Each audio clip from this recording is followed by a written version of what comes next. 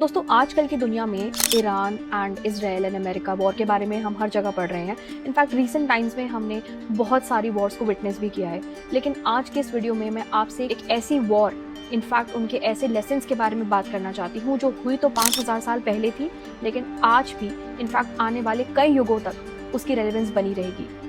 तो इस वीडियो को एंड तक ज़रूर देखना एंड आई एम श्योर कि आपके डिसीजंस, आपकी चॉइसेस, आपका माइंडसेट, आपकी लाइफ, हर एक चीज़ में एक पॉजिटिव शिफ्ट ज़रूर आएगा। Let's get started. वीडियो में आगे जाने से पहले मैं आपको एक चीज़ समझाना चाहती हूँ कि इस वीडियो में हम मेजरली 5 लेसन्स के बारे में बात करेंगे जो 5 इंपॉर्टेंट कैरेक्टर्स पे बेस्ड है मेरे अकॉर्डिंग, क्योंकि महाभारत एक बहुत ही बड़ा ग्रंथ है, बहुत ज़्यादा वक्त एंड रिसर्च मांगता है एंड अगर हम एक एक कैरेक्टर को यहाँ पर कवर करेंगे तो ऑब्वियसली वीडियो बहुत लंबा हो जाएगा। So this is as per मी। तो चलिए शुरू करते हैं। सबसे पहला लेसन हमें मिलता है धृतराष्ट्र के कैरेक्टर से।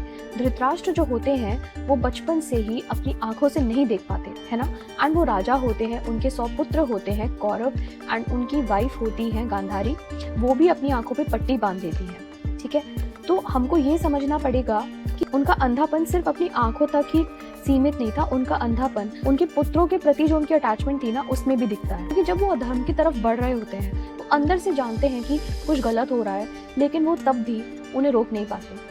आज की हमारी लाइफ में भी हम कुछ गलत होते देखते हैं और क्योंकि हम उस इंसान को पसंद करते हैं या वो रिश्ता हमारे लिए ज़रूरी होता है तो हम ओवर अटैचमेंट में उस इंसान की गलतियों को ढकने भी लग जाते हैं, जस्टिफाई भी करने लग जाते हैं और प्रोटेक्ट भी करने लग जाते हैं। इंस्टेड जब आप किसी से सच में प्यार करते हो, when you really feel for someone, तो आप उस इंसान को, उस रिश्ते को सही गाइडेंस देने की कोशिश करते हो जो धृतराष्ट्र ने नहीं करी। दूसरा सबक हमें मिलता है भीष्म पितामह या द्रोणाचार्य जी के कैरेक्टर से। दे वर एक्सीलेंट गुरुज, उन्होंने बहुत अच्छे से मेंटरिंग करी, उन्होंने अपने सारे ड्यूटीज, रिस्पॉन्सिबिलिटीज, हर चीज़ को बहुत अच्छे से निभाया। लेकिन फिर भी महाभारत में एक पिवटल मोमेंट आता है जहाँ पे इन दोनों के कैरेक्टर से सबका विश्वास उठ जाता है और वो होता है द्रौपदी का चीरहरण। जब द्रौपदी जी का चीरहरण हो रहा होता है, ये अपने रोल के प्रति इतने ज़्यादा लॉयल होते हैं कि ये गलत चीज़ को भी होने से नहीं रोक पाते। अन्याय करने वाले से ज्यादा अन्याय सहने वाला या देखने वाला या चुप रहने वाला ज्यादा रिस्पॉन्सिबल होता है। तीसरा लेसन हमें मिलता है फोकस के लिए अर्जुन से। ये तो बहुत ही फेमस एक कहानी है, हम सबको पता है। जब अर्जुन गुरुकुल में होते हैं तो गुरु द्रोणाचार्य वो उन्हें चिड़िया दिखाते हैं तो पूछते हैं कि तुम्हें क्या नजर आ रहा है, तो वो कहते हैं मुझे चिड़िया की आंख नजर आ रही है। तो इतना बारीक लेजर फोकस अगर हम अपनी लाइफ में लेके आ जाएं तो हम अपनी लाइफ के कोई भी गोल को अचीव कर सकते हैं, प्रोवाइडेड उसमें ऑफ कोर्स हम मेहनत करें, बहुत ज़्यादा प्रैक्टिस करें, तो नथिंग इज़ इम्पॉसिबल। लेकिन हम अपने रोज़मर्रा की ज़िंदगी में इतने डिस्ट्रैक्टेड रहते हैं तो हम कहीं ना कहीं अपना फोकस खो देते हैं। This is a great way to remember कि जब आप फोकस होते हो, जब आप लेज़र फोकस्ड होते हो, तो आपका जो निशाना होता है वो एकदम सटीक निकल के आता है। आपको सक्सेस की सीढ़ी चढ़ने से कोई नहीं रोक सकता। चौथा लेसन हम सीखते हैं ईगो के ऊपर और इसका हमको परिचय मिलता है वाया दुर्योधन। धृतराष्ट्र के सबसे बड़े पुत्र एक कौरव दुर्योधन ईगो से भरे हुए थे। ही हैड एवरीथिंग पॉसिबल, ठीक है, लेकिन तभी भी ना ही वॉज कॉन्स्टेंटली इनसिक्योर।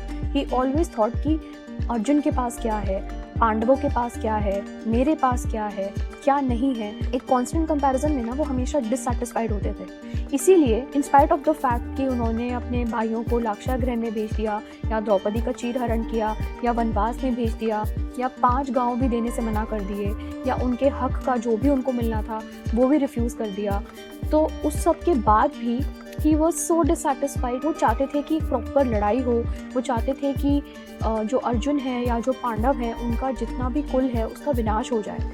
तो वो कहते हैं ना, विनाश काली विपरीत बुद्धि। तो दुर्योधन के साथ वो चीज़ हो चुकी थी कि उनका ईगो इतना ज़्यादा था but absolutely no sense of right and wrong. Lesson number 5 is staying true to your karma and doing karma जहाँ पे धर्म हो। जहाँ पर भी धर्म का साथ दोगे वहाँ पे आपको आपकी सक्सेस ज़रूर मिलेगी। देखो दुर्योधन भी फोकस था, लेकिन उसका फोकस था रिवेंज पे। उसकी नीयत अच्छी नहीं थी, उसका साथ धर्म की तरफ नहीं था, उसका विनाश हुआ। भीष्म पितामह और द्रोणाचार्य वो भी अपना कर्म कर रहे थे, वो भी अपनी रिस्पॉन्सिबिलिटीज़, अपनी ड्यूटीज़ कर रहे थे, लेकिन उन्होंने धर्म का साथ नहीं दिया तो उनका भी विनाश हुआ। धृतराष्ट्र ऑब्वियसली वो अनकंडीशनल प्यार करते थे, अटैच थे, लेकिन अगेन उनका जो पक्ष था वो गलत जगह था। उन्होंने गलत चीज़ें होने दी, उन्होंने सही टाइम पे गाइड नहीं किया, वो एक अच्छे मेंटोर नहीं बने, तो ऑब्वियसली उनको भी उनका रिजल्ट उसी हिसाब से मिला। आते हैं अर्जुन पे। Arjun was focused, but Arjun की नीयत हमेशा से अच्छी थी। जब वो युद्ध के मैदान में गए और जब वहाँ पे वो विचलित हुए तो उनके सारथी थे स्वयं श्री कृष्ण, जिन्होंने उन्हें ये सिखाया कि तुम सिर्फ कर्म करो, फल की चिंता मत करो, और अगर तुम अपना कर्म धर्म के प्रति कर रहे हो या धर्म से कर रहे हो तो तुम्हारी जीत निश्चित है, क्योंकि वहाँ पर मैं खुद तुम्हारे साथ हूँ। तो जहाँ धर्म होता है ना, वहाँ पे स्वयं भगवान आपके साथ खड़े होते हैं। तो चाहे कितनी भी मुश्किलें आए, आपको रिजल्ट की टेंशन नहीं लेनी, आपको डिटैच होकर सिर्फ अपने काम पे ध्यान देना है। आपको अपने काम के प्रति सत्यनिष्ठा रखनी है, आपका इंटेंट अच्छा होना चाहिए, आप मेहनत करते रहिए, आप रिजल्ट से डिटैच हो जाइए। अगर आप धर्म का साथ देंगे तो धर्म आपका साथ देगा, and by that what I mean is कि भगवान स्वयं आपके पक्ष में आके खड़े होते हैं, एंड रिजल्ट आपके फेवर में हो या ना हो, लेकिन आप उस चीज़ से बहुत अच्छे से उभर जाएंगे। आई होप इस वीडियो ने आपको कहीं ना कहीं हेल्प ज़रूर की होगी। यहाँ तक देखने के लिए बहुत बहुत धन्यवाद। आप इस वीडियो को लाइक करना मत भूलिएगा, share it with someone you know, and comment down below for any constructive feedback that you have. Don't forget to subscribe to my channel, और मैं आपसे मिलूंगी नेक्स्ट लाइफ चेंजिंग वीडियो में। तब तक के लिए take care of your universe.